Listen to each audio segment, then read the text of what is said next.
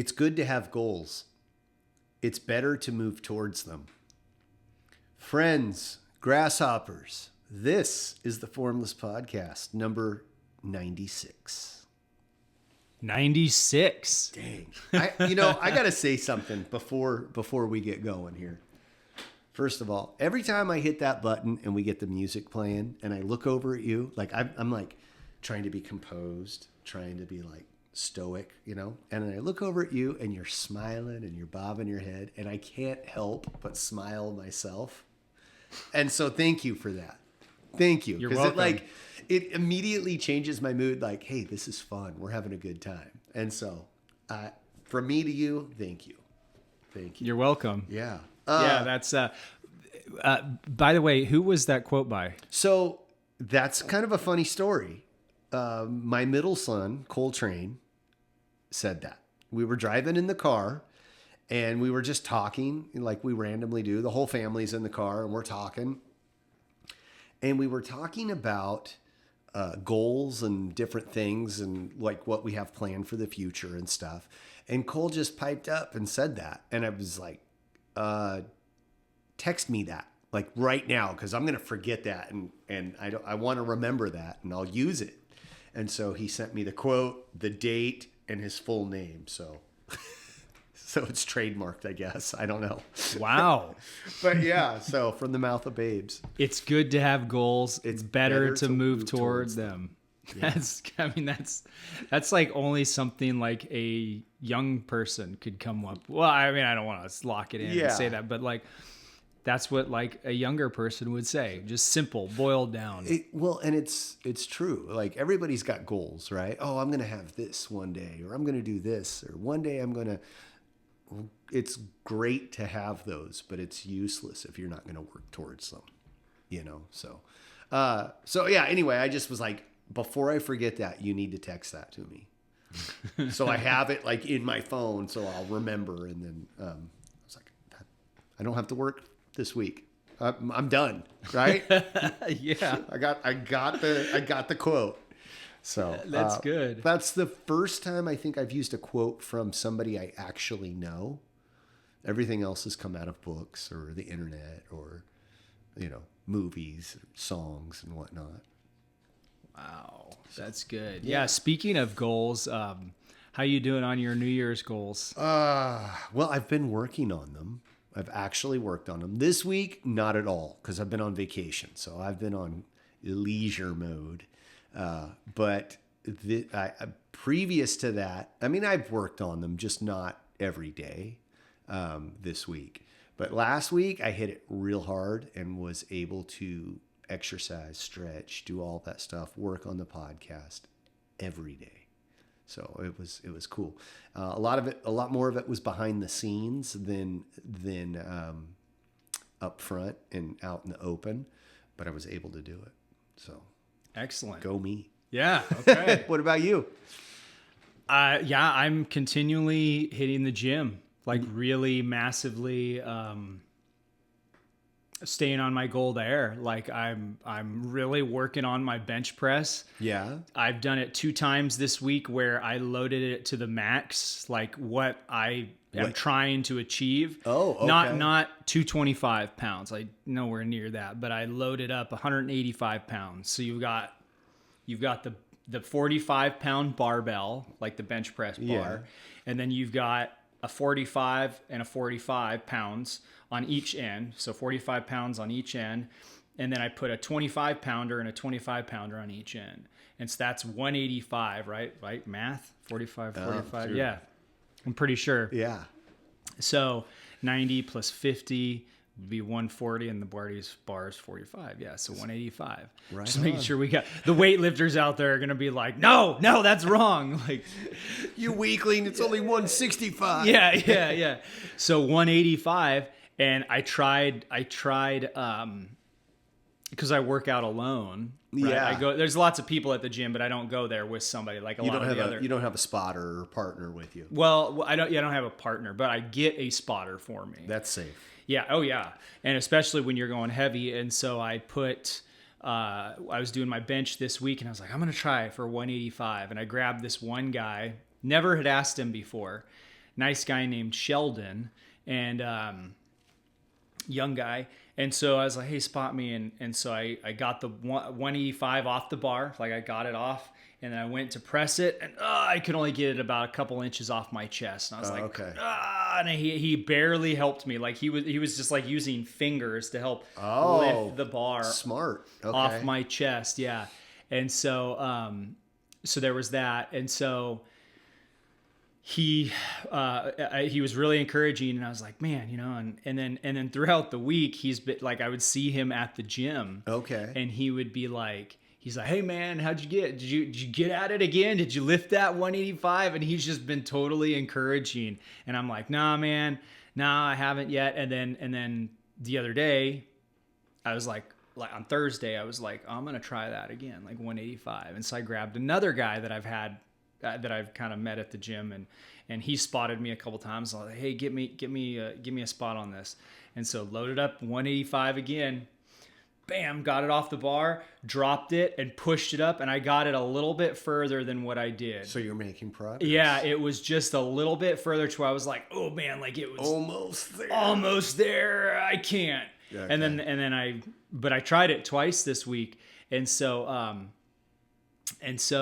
But then after the second time, this other guy, Ian, that had helped me, he's like, hey man, he's like, try this technique, like use this technique, like when you do this. He's like, do you do this? And I was like, no. And he's like, well, try this, like try bouncing the weight off your chest. So like you get it off the bar, drop it, and then bounce it and push it right back. Give yourself a little like momentum. A little momentum, yeah, because I was like letting it down and like guiding it down, but then your muscles are tense the whole way down, and you're kind of almost pre-exhausted a little bit once you hit especially your chest. When you're like max weight. So he's like, don't drop it on your chest, but just like let it fall, and you're just kind of like guiding it as it falls, and then bounce it off your chest. And I was like, okay, so I'm gonna try that next week. Right on. And so, so it's technique. We go into martial arts and we learn technique, and so in the weightlifting, there's technique as well. And I had knew that, but like the guys that like lift regularly and read magazines and watch videos, they're like learning these techniques, and like that's their jam. That's their kung fu, as you would say from one of the past episodes. That's their kung fu, or the week before. Yeah. So they. So and then that one of the guys, Ian, he had also given me another tip. He's like, well, guide the bar down to the kind of like your chest line, but below the nipples, like on the nipples on your chest, like kind of get it below that, like, and don't go like above the nipples. Like I was doing my bench press, like up here. More because then then your arms are doing this, where he's like, no, you want your arms kind of close in, and so like. To do that, go below the nipples. And I was like, it naturally, if you try to go below your, like hit the bar right here, it's better. Yeah, because you're not all like chicken winged out. Yeah. So, I mean, if there's any guys listening that are like, no, that's not the correct technique, email me in and let's, clue me in. Yeah, and tell us. But, so I've been really staying on the goal and going to the gym and hammering the protein and trying to just like really stay on my goals for like what I said. Like I just want to be able to bench press 225 pounds one time. And then are you done after that? No. I go to the gym and I see those guys that are lifting 315. I'm like, holy cow. They've got 345 weights on each end of the dumbbell. I'm sorry, the barbell. And so 315, and they're like pumping like 6, 7, dang, 8, and I'm like, that's 315 pounds. Like that's like 140 some pounds more than I can do right now. I'm like, that's crazy. Wow, that's impressive. So I just want 225. Like 225 says like, yep, you have strength. Like that's a strong guy. Yeah. And then anything above that's like, okay. So like, bonus. No, I'm gonna hit 225 and keep going. Right on. So I've been meaning to ask you this actually for a little while. Is it because like the gym that you go to is literally next door to the martial arts studio? Correct. So do you find it easier to go to both or is it harder now? Because I've seen you more often when I'm here now. So like, do you find it like it's just part of your routine now? It's like a routine now. It's Yeah. like, I'm going to hit I'll hit the gym at like 5:30, 6, work out there for an hour and a half, and then come over to class. Yeah. And so it's kind of nice to have that routine. But then I come to karate class and I'm like, exhausted. Like back when I was doing the CrossFit, I loved CrossFit. CrossFit was great. It was fun. It was a heck of a workout. And I would do that. And then come to the gym. And then come here. And I was just like, like totally exhausted. And so I'm still gassed when I come from the other gym, but that's more of like my pace and what I want to do. Whereas CrossFit, you're in a class and they have a program you're doing. A program, yeah. For the day, like the workout of the day, the WOD workout of the day. And so, anyway, so yeah, it's been really good to, and I've noticed my strength has definitely increased and my flexibility too. Like while I'm in the gym, like lifting weights, like say you do a bench press, you do, your 8 reps, boom, re-rack the weight. Well, rather than sitting there for 1 minute and like just resting and breathing, I'll actually like do the splits, like work on my splits. Like I can't do the full side splits, but I'll get down and spread it out and stretch. Yeah. So I'm maximizing my time every minute. That's awesome. People walk by in the gym and they're like, what the heck's that crazy guy doing? Yeah. This guy's a forging steel. Yeah. A guy that's doing the splits. Like right on. So, but if it's a hard workout and I'm like, ugh, like then I'll just be like, okay, catch your breath, Yeah. Not try to do some stretching in between sets. But anyways. Well, yeah, I would assume it's a little different when you're like trying to hit max rep or max weight. You might need that breather minute. But if it's not absolutely necessary, then stretch. Do something else. Yeah. Yeah. So that's cool. Yeah, it's been pretty cool. And it's like to go from like the dojo where I'm like totally comfortable and like, okay, I know how things work here. And then to go into the gym and like those guys, like you said, that's like their kung fu. Yeah. Right. And they're there 6 days a week, 5 days a week. They know the gym. They know every machine. They know a lot of the workouts, what to do with the dumbbells and what to do with the barbells and different techniques. And it's interesting to be like, okay, like I've had to empty my cup and enter a new environment that I've been in before. I've had gym memberships before. Yeah. But to like be like, okay, let's start over again. It's a new environment. Yeah. Yeah. Yeah. That's really important, I think, to put yourself out there. So, there's this, my wife used to work with a gal who got really into bodybuilding. And I don't know for sure. I'll have to talk to her, but I think she is a personal trainer over here at the gym. And she's like jacked. Like she went from my understanding, and I don't know, she'd probably be a really good person to talk to, but she went from not working out, not exercising to like joining the gym because she wants to get healthy or whatever. And then like just falling in love with it and being obsessed. And like now she competes and goes all over the place. But I saw like, you know how you see somebody and you get this mental picture of what they look like, and then you don't see them for a while and it's like, oh wow, if they're a kid, you've grown, It was like that, like not seeing this person for 8 years and then seeing them like it's their face is the same, but everything else is completely changed. And like this gal is jacked now. Like she can throw some steel. It's pretty impressive. But it's cool. Like different things do different things for you, and like different people have different things that they do. And it's cool to see people get fired up over stuff like that, Agreed. What's been happening lately? Anything new? I got a whole bunch. Yeah, well, I just talked about, staying on my goals. So that's what I've been doing. So I've had a whole bunch of shifts in things. So last week we went to Portland.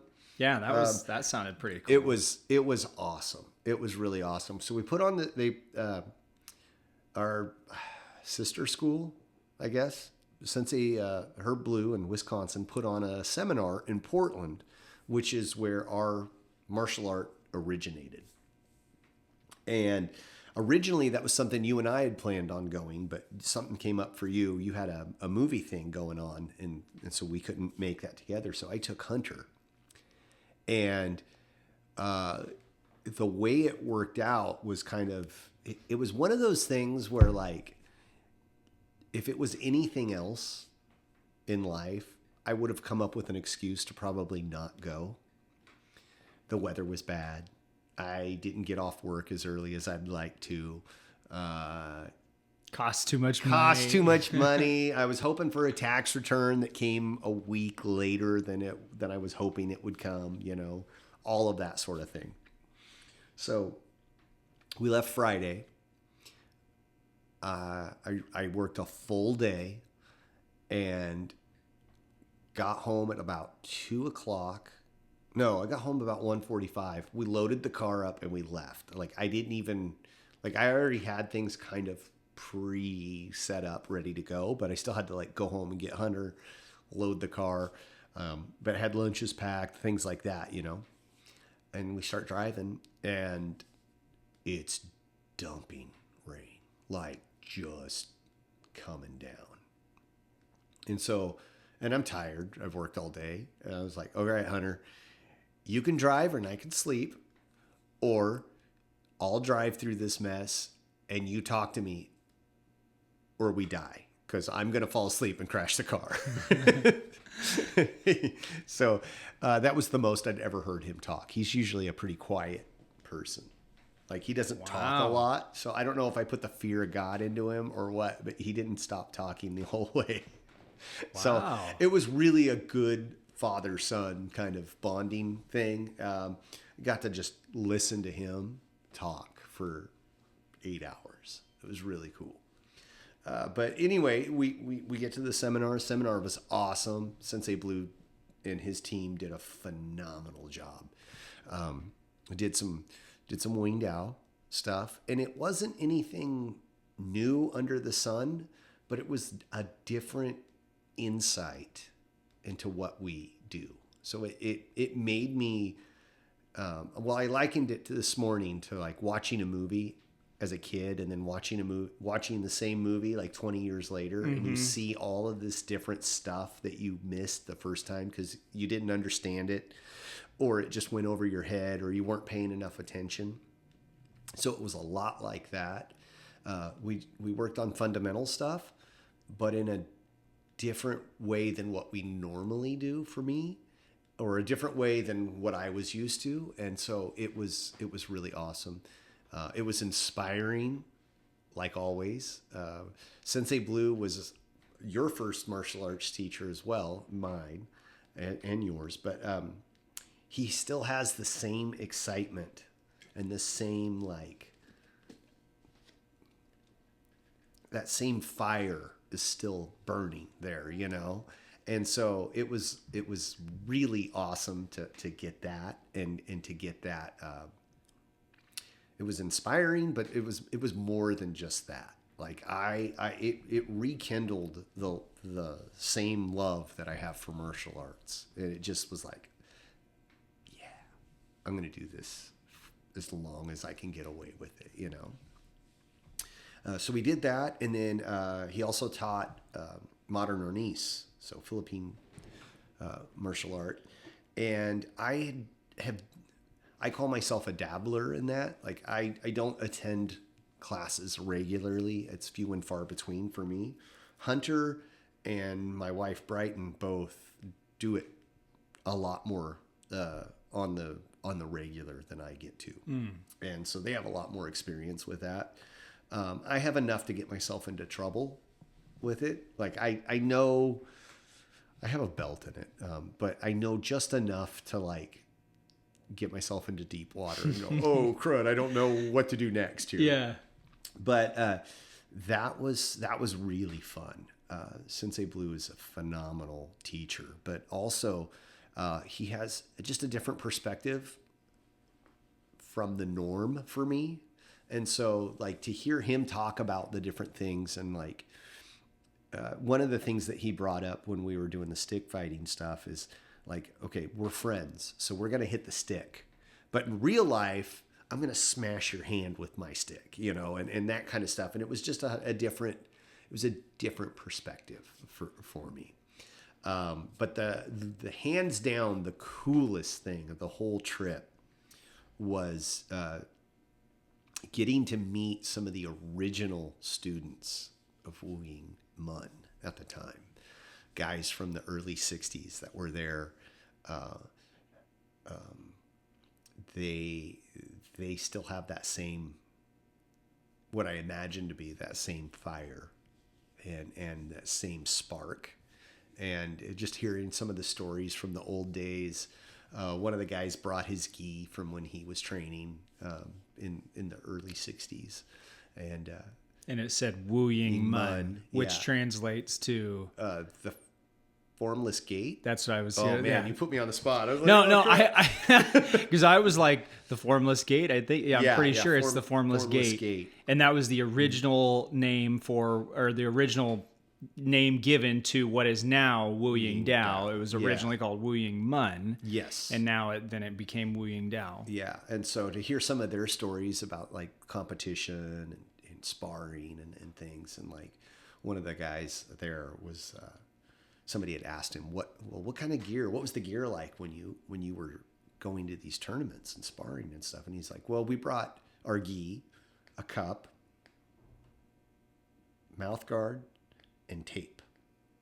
So it was, full contact, bare knuckle, like down and dirty, So that was pretty cool just to hear their stories and experiences. And really, with a few small exceptions, it wasn't a whole lot of difference. I mean, obviously now we wear protective gear and, pads and stuff, but I was going over like the different sparring drills and the different drills that we do here. And a lot of them, more than a lot of them, were the same ones that they were doing. And so that was eye-opening. It was like, oh, we haven't strayed that far from what it was, and so it was just really, that part was just awesome. So I made a bunch of contacts there, and hopefully we'll get to talk to them and bring some of them on our show and get to hear some history from them. So that's definitely in the works. And then of course, Sijo, the founder of our style, did he was on Skype. Unfortunately, he wasn't there in person, but he gave a lot of insight. We got to listen to him talk and ask questions and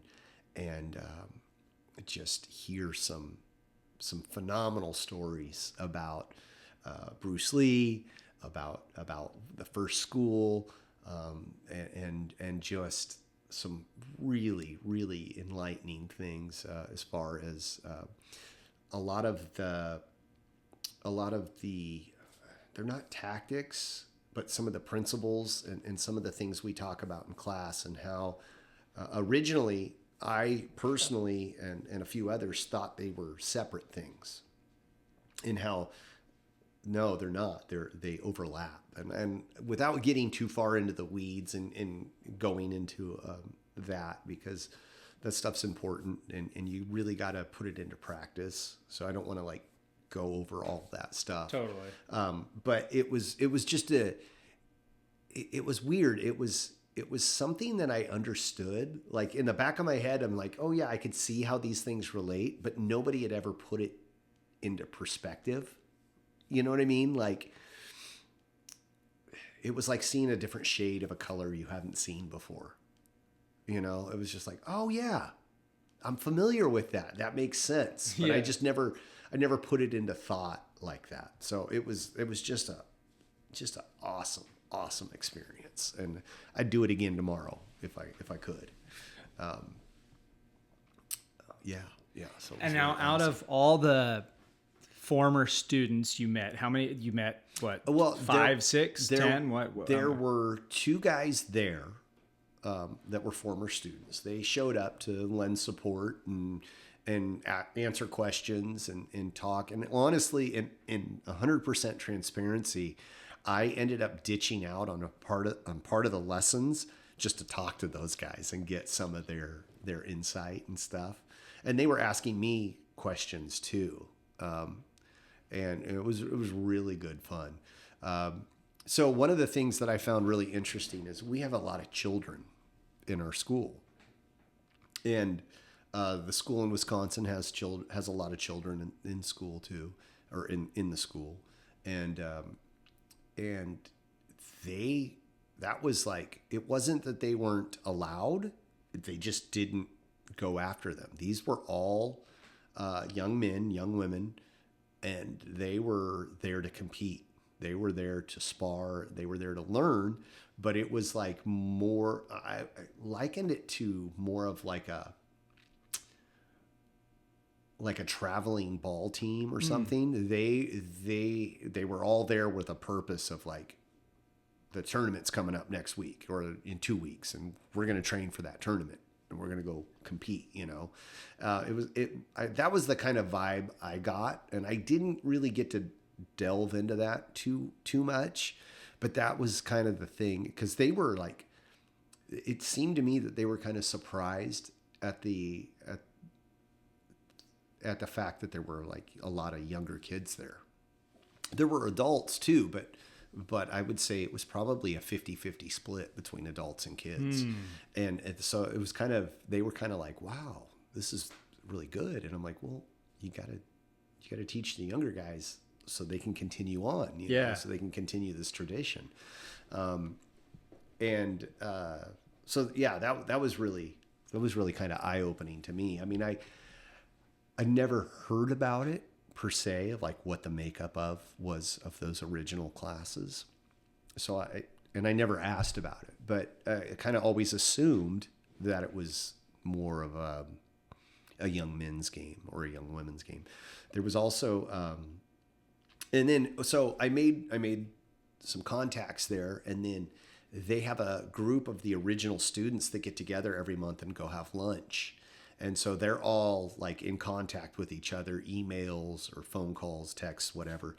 And we traded information, and somehow or another, our name got put into this email chain or text chain. And so I had people contacting me out of the woodwork that weren't there at the seminar, but were like, hey, I was an original student too at one time. And, I got my 2 cents to share and stuff. So that was really cool. And if there's anyone else out there, feel free to contact us. We want to talk to each and every one of you if we can. It was awesome. So I was hoping to get back up there. They're actually doing their lunch today. And that just didn't work out the way I wanted to, unfortunately. So in the next couple of months, we'll figure out a way to get back up there and do a lunch and talk to all those guys, and hopefully get them lined out on the podcast so we can talk to them, because that would be great fun. I didn't do it. Need to take a picture of the Wall of Fame, our Hall of Fame, our lineage. Yeah. And we've got Sensei Hovis on there. We got him checked off.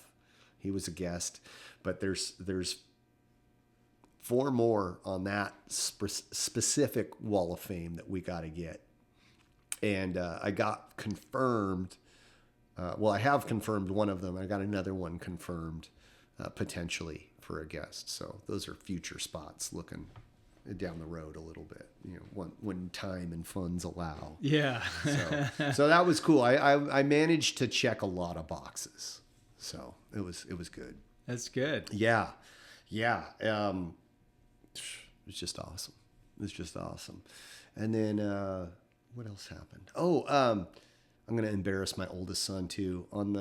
So we get home from the seminar, everything's cool, teach class, just a week of leisure and doing odds and ends. I had to fix a couple of things, leaky shower faucet, leaky toilet faucet, all that kind of stuff.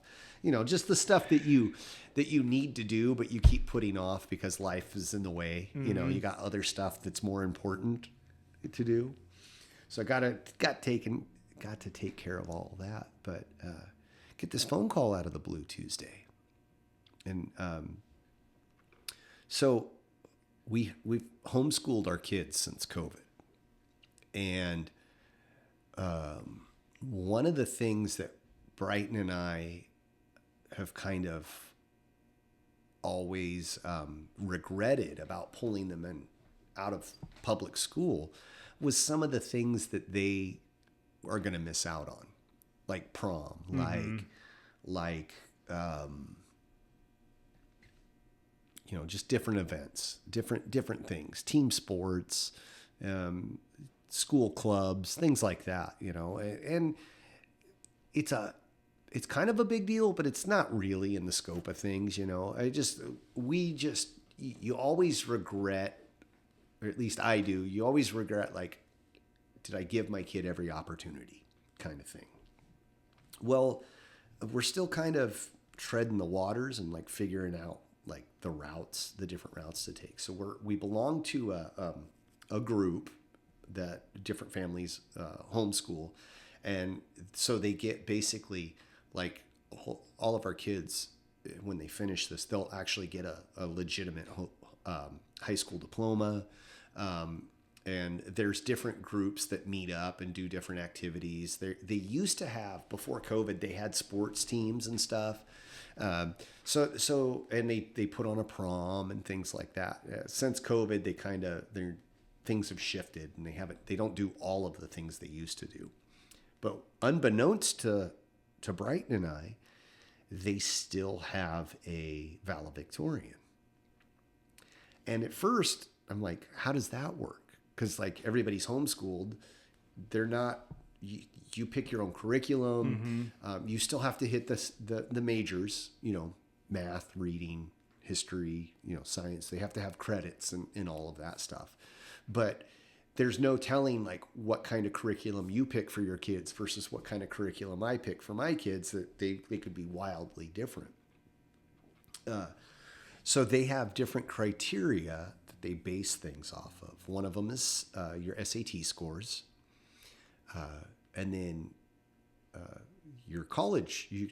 Like Hunter's taking college courses at Shasta College, while on top of his regular homeschool curriculum.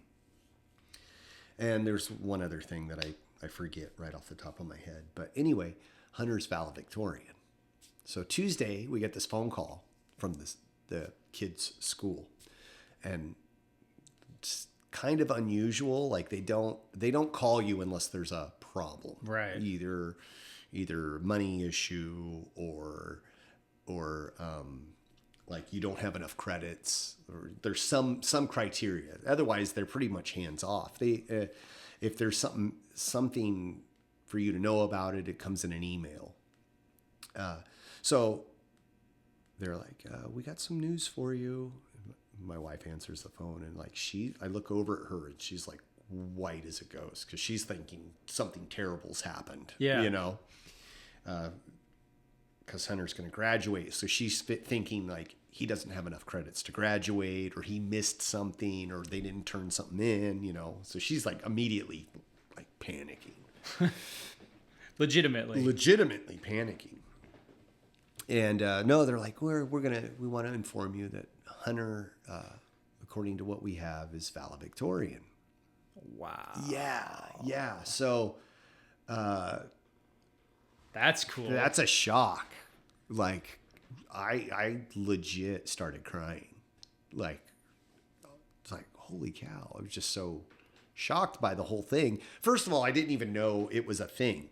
I just figured that was two things. One, I didn't think it was a thing. And two, I didn't even dream that it was a potential thing for my child. Not to say that he's not smart or works hard or any of that.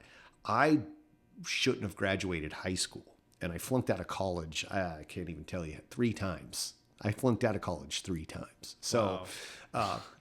So the fact that like somebody even looked at my kid and went like, "Oh yeah, you're valedictorian," is pretty shocking. So it was like a huge surprise for us, and for the fact that we didn't even know that it was a thing for their school. And I don't know how many kids are going to graduate this year. I mean, he could be valedictorian of 3 students. I don't know. But like I said, like, who cares? That's awesome. That's awesome. Yeah. Regardless, that's cool. That's rad. Yeah. So it was pretty, it was the cherry on top this week. It was pretty dang cool. So then you get to drive up to Portland and do the trip with Hunter, and he talks his head off the whole time. Yeah. You have a good time with him, then you come back and find out he's going to be valedictorian. Yeah, so it was a nice, pleasant surprise, you know. I don't know where I was going to go with that, other than the fact that I was super proud of him, and he surprised. You know, it was just a surprise. You know, it was like getting the mail and finding a check you didn't know was coming. Or, you know, like, oh wow, hey, cool. So it was good times. That's good. Good times. Yeah. Congratulations, Hunter. Yeah. Sensei Salsi, I mean. Sensei Hunter Salsi. Sensei Hunter. There we go.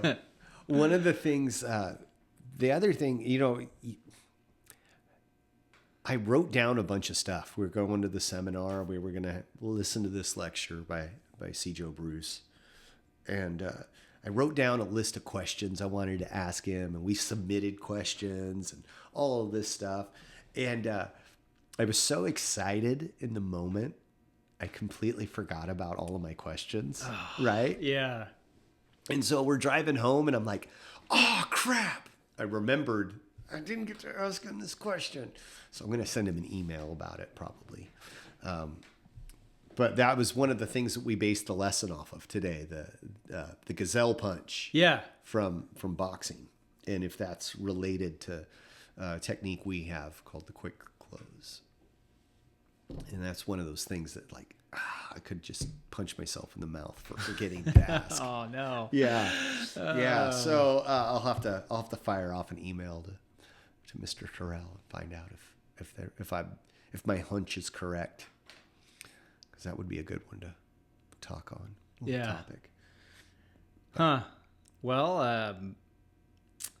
I think it's really cool that you guys made the journey, right? Like you make a journey, you set the day aside, and you make the journey to go do something. Yeah. One of the other things that was really funny on the drive up there, right? So it's literally dumping rain. Like to the point where I'm going, I wonder if I should pull over and like try and wait some of this out. But it's Oregon. It always rains. You know, I've been going up to Oregon since I was an infant because I've got a bunch of family up there. And that's my earliest memories of Oregon, is it raining. It's always raining. Yeah. It's the Pacific Northwest. Yeah. But like me being from California, you know, I'm like, okay, this is getting pretty heavy, right? So we're driving, and I know where Portland is, but I don't know exactly like where the hotel is that we're going to. I don't know exactly where this place is, where the seminar is going to go. So I've got Google Maps going, and it's telling you. And we're about an hour outside of the hotel. And Google Maps is like, okay, and you know, in a half a mile, you're going to take an exit to the right? Well, it never fails. Traffic cones and traffic signs are up. And it's like, if you're going to this destination, you're going to exit on the left. Now we're on I-5. And I'm like, that can't be right. That's got to be somebody screwed up there. You don't exit the freeway off of the fast lane, right? And it's like, I've got a half a mile to think about this. So I'm like, okay, what lane should I be in? Because I'm going to have to exit. Google's telling me to exit on the right. The traffic signs are all saying on the left. I'm like, oh crap. And it's dumping rain. It's pitch black outside and there's a lot of traffic. So I can't just I can't zigzag my way through this, and I can't stay in the center lane and cut across the lane to exit. So I'm like, I'm going to roll the dice here. I'm going to get off on the left. We're not supposed to get off on the, everything in my soul is screaming at me like, you don't exit off the left side of the freeway. Sure enough, but I found out later they didn't actually close the highway. They had it open, but it was a detour. So I exit off the left side of the freeway, and it was about 4 miles out of the way. It took us through this other town and circled around and jumped back on the freeway 5 miles later. There was bridge work that was getting done. So, and if you wanted to, we were going to change from I-5 to another highway, and I can't remember the name of the highway right now. But if you wanted to get to that highway, you had to take this detour. Gotcha. So the exit was for some other town right there. And I think it was the only exit. So they didn't have a choice. You had to exit there. And so then we took this other exit. And of course it's pitch black. So I have no idea what kind of landmarks or anything. I'm just, at this point, I'm just like, well, I got Google Maps, and as long as I got a cell service, we'll figure it out, right? Yeah. So exit off the left. And it's one of those exits that it's not for a town or a gas station or anything. So there's no lamps, there's no street lights, there's nothing. I couldn't even tell you what kind of landmarks there were. It was just pitch black and raining. So I was like, this is how all these horror movies start, right? That's the whole thing going through my head. The level of panic is slowly increasing. I'm well, at least we'll be dry. I don't know. I don't know what else to do. But yeah, that was the whole level of excitement there. It wasn't too exciting. Figured it out. Got back on the highway. Got back on the highway 4 miles later and kept going to the destination and made it. But it was definitely a head scratcher there for a minute. I don't think I've ever been on a freeway. Maybe I'm showing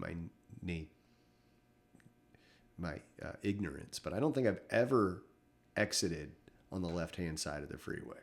I mean, I've had a lot of other experiences on the freeway, but I don't think I've ever exited in the fast lane. It was just one of those things where you're just like, this is not supposed to happen this way. It's not, this is weird. Roll with the punches, keep going. Yeah. I think in some bigger cities there's maybe you merge into a different freeway on the left. Yeah. I think so. And I think carpool lanes sometimes will have their own entrance and exit from the freeway. Oh, interesting. But I've never had to do that. Yeah, that's bizarre. And then just out of the blue, just to have it like that, we're just oh no, we're gonna exit here. Yeah, and it was literally lined up with the other exit. So you could exit off the right or you could exit off the left, but you couldn't go forward anymore because that part of the road was closed. And so I was just like, crap, we'll go left. Oh, that's good. No, that's part of the journey. That's the experience, right? I don't know. I mean, it sounds like it starts out as that was the start of a horror movie, but or a bad comedy. But I mean, that's 2 black belts in your car. I don't know, it's probably worse off for the bad guys when you get there. No, we'll let these 2 black belts go. We'll get the next car. Yeah, it was a horror movie for the bad guys. Yeah. No, it was just one of those things where my brain didn't want to allow this to happen. You know, it's like, this is not the way, this is not the norm. This is not what's supposed to happen. Yeah. You know, we don't eat grilled cheese on Thanksgiving. We have turkey, you know? Right. Yeah. What do you mean? But the fun stuff was the seminar. It was just amazing. Getting to see all of those guys, getting to see, like, talk to Bruce Terrell and seeing old friends and seeing new friends, and then just to get a little bit of that history that I've been wanting since I was like 12 years old, since we first started, you know, before the internet, before you could just look stuff up, before you could just be like, oh, I know this guy. I want to reach out. You know, I've heard of this guy. I'm going to reach out to him. You know, nowadays you could do that. Whether or not that's reciprocated is a different story. But, like, you know, in the old days, if you didn't have a phone book with their contact information, there was really not a way to get a hold of a complete stranger. Yeah. You know, and nowadays you can look anybody up and pretty much, I mean, if as long as there's electricity, you can find out information about a complete stranger, you know? And so it was pretty dang cool. It was pretty dang cool. Oh, very cool. I mean, to go back to the roots. Yeah. To the roots. Yeah. Like Bruce Lee says, to understand, you got to what he's saying, the Tao of Jeet Kune Do, he says, to understand all the blossoming and all the blooms, you've got to understand the root, because like, you know, the root of that's the beginning. Apple tree won't blossom into a pear, right? Well, okay, maybe that's a bad example, but well, because a lot of fruit trees are grafted onto other root stocks these days. Maybe that's a bad example, right? You buy a certain type of fruit, like a peach tree, and it's grafted onto a pear root or something like that. So you know where I was going. I know for. where you're going. To understand the blossoming, you got to understand the root. And so you went up there and you understood. I got to dabble with the roots. You got to see the roots and see where it came from. Yeah. And so, that was pretty cool. And I hope I didn't butcher that quote of Bruce Lee's, but I think that's what it was. And so you got to find out that, so like we've talked about before, Wing Tao, it was kind of on the verge of dying out completely for a while. And then we knew that we had our school. Yeah. And then we have Sensei Hovis here locally and some other black belts locally. But Sensei Court Blaine was keeping the school alive and keeping the art alive here. And then Sensei Blue in Wisconsin. Yeah. But then we knew about Master Hoff doing kind of the traveling, and he had his competition team or his that he was working with. But you found out that there's there's another school in Tillamook, Oregon that does Wu Ying Tao. Yeah, and that I can't remember the young lady's name right off the top of my head, but her father was a student, had a school, and I don't know if she took over or if it closed down and they reopened it, something like that. And I met her once before, but this was the second time I'd met this young lady, and she's got a school, and she brought down half a dozen people from Tillamook to Portland, and they did the seminar, and it was really cool to see that. And then I think you said there was a female competition team. So that was apparently at one time they had an all-female team that was going through the tournament circuit. From that school in Tillamook, or just like separately? From the original school. Oh. Apparently. But I mean, they're not going around anymore, so that was cool. Okay. No, that was like, I don't even know. I hesitate to even say what time period because I can't remember. I don't know, but that would be something to dabble into. That's pretty cool. Yeah. It was awesome. It wasn't just a boys' club. Apparently, that's one of the things that I always thought it was like a boys' club. or a fight club. And it kind of sounds like, talking to some of these guys. Yeah, it was really awesome. So the seminar was held in a Wing Chun school. And so I got to play with a wooden dummy for a little bit for the first time. And that was awesome. To apply some of the things that I know, and then to see if I could, like, because I've always wanted a Wing Chun dummy, a wooden dummy. I always wanted to train on one, but I've never had the opportunity. So to get to, like, put my hands on it for the first time and see how well some of the stuff we do translates, and it's hard to explain. It was, I don't want to say it was natural, but it felt very familiar, like doing some of the stuff that we do, and seeing, like, it was like, oh, I understand how this works. Like, gotcha. I'm familiar with this tool, even though I've never used it before. Like, I know where my hands go. I know what to do with this thing. And it was like, it was really cool. It was like, oh, I could play with this for a bit, like, oh, wow. And I'm sure like some of the stuff I was doing wasn't correct, but it felt very natural. Like, just, I was like, okay, here's how I hold my hands. That's what this is for. And like, I could do it. I was like, oh, this is cool. That's cool. That's one of my, I'm going to add to my goal list, and I want one of those bad.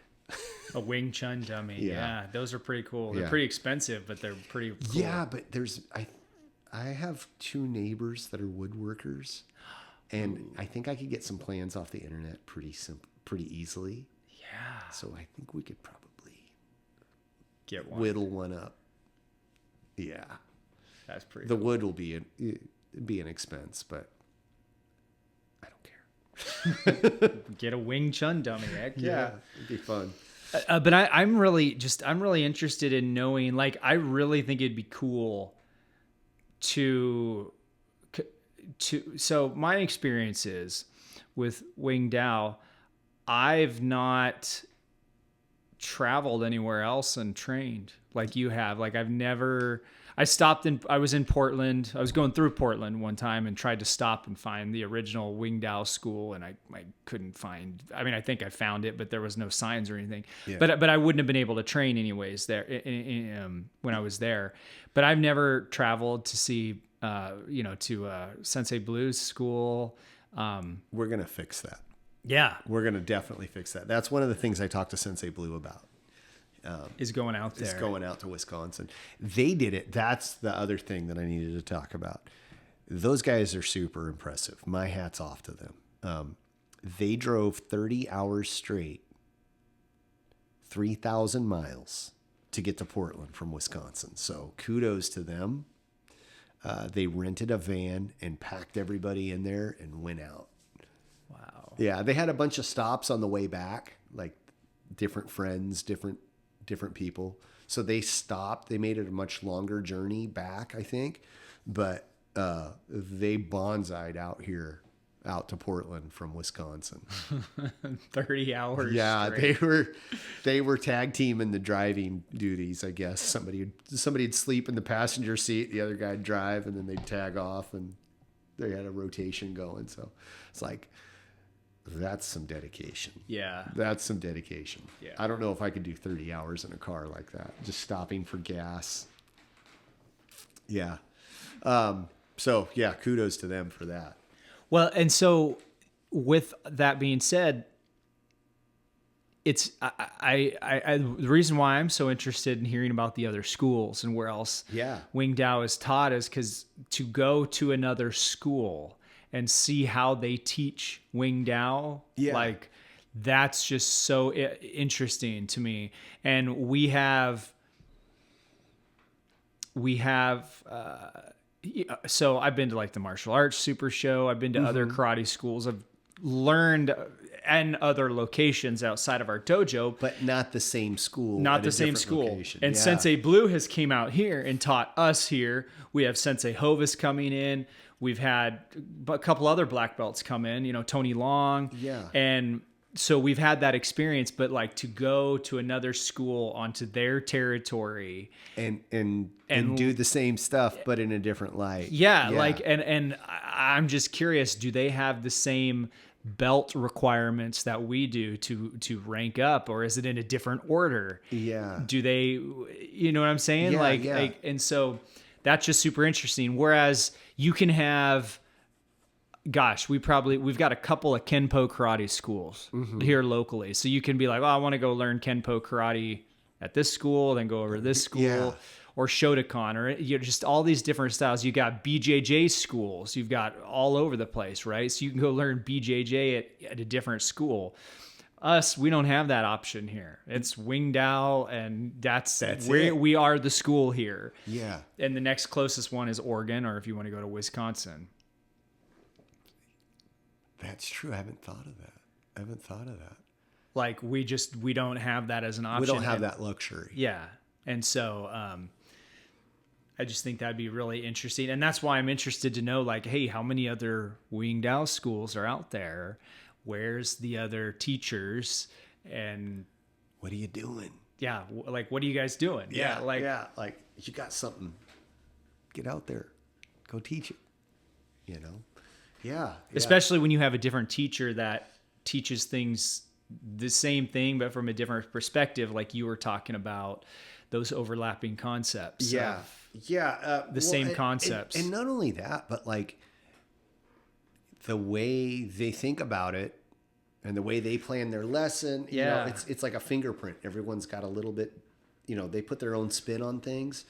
The overall structure is probably very similar, but they add their own spice, you know, like you cook your steak differently than I'm going to cook mine. Right. It's still going to be a steak, baby. Yeah. Right. Yeah. But yeah, it was just an experience that I want to do again and again. And also, it really lit that fire back up for me. Not that it was like dwindling or anything. It just was like, oh yeah, it's like refreshing. It's just super fun and refreshing. Yeah. And refreshing, and to see the roots. And I bet that was just so cool to see that one former student hold up his old uniform with Wu Ying Tao on it. That was shout out to Ricky and Dennis that were there. And then shout out to all the other gentlemen that have reached out to me. I can't name you all. I can't remember, but it was phenomenal. I can't wait to get back up there and do it again.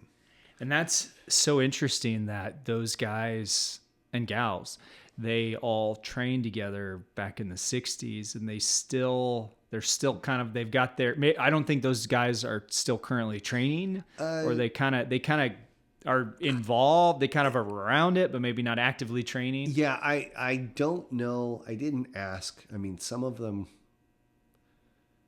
they all, you know, I wouldn't say they were like out of shape or anything. So it looks like they all stay fit somehow. I don't know that they're actively training, and I don't know what their group does when they do get together, if they just sit around and tell old stories and check in on each other and have lunch and call it a day. I don't know. But maybe by us going up there, we can light that fire up for them again. Maybe that would be fun. Yeah. Maybe find out. We'll find out. I think that's good. What do you think? I think we're good. Unless you got anything else to add to that spice. No, I just I think, like you already said it, it'd be nice to get a lot more of the practitioners of our art, or former practitioners, on the podcast. Yeah, we're coming for them. For sure. Friends, if you stuck with us this long, thank you very much. We really appreciate it. We're at 96 episodes as of this one today, and sky's the limit. We're going to keep going until put us in the ground. If you like what you saw, and you want to reach out to us, our contact information, we have an email address, formlesspod@gmail.com. We have a Facebook group called the Formless Pod, an Instagram page, and X page, all under Formless Pod. We have a website called theformlesspod.com. We have more information there. All of our YouTube stuff is on there, as well as the podcast and shirts, hats, stickers, bag books. You name it, it's on there. Take care.